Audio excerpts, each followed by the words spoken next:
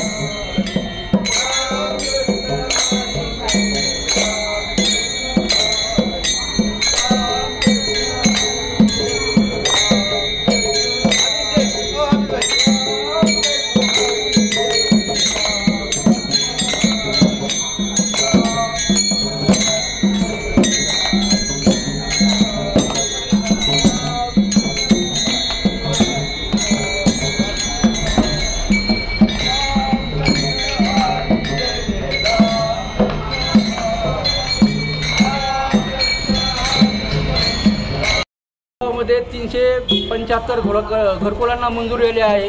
प्रत्येकी 1,20,000 त्यांना ती रक्कम मिळणार आहे। लाभार्थींनी यापूर्वी त्यांनी आदेश दिल्यामुळं घरकुलांचे बांधकाम पूर्ण केलेले आहेत, परंतु इथले जे कर्मचारी आहेत ते जनतेची पिळवणूक करून ते जनतेला पैसे मागत आहेत आणि लाभार्थ्यांची पिळवणूक करत आहेत। जे पैसे देतील त्यांचे हप्ते त्यांनी सोडलेले आहेत आणि बाकीचे त्यांनी अडवून ठेवलेले आहेत।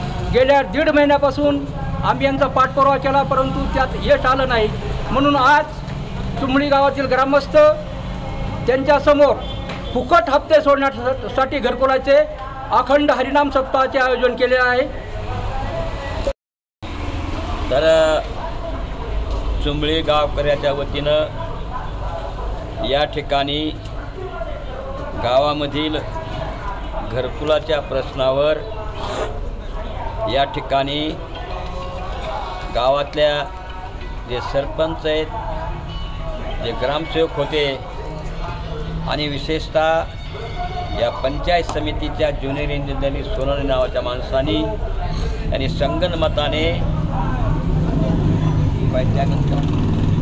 देवत्याग न करताना सुद्धा बऱ्याचशा लोकांना त्या घरकुलाचा दुसरा हप्ता टाकला आहे। ही यातली महत्त्वाची बाब आहे।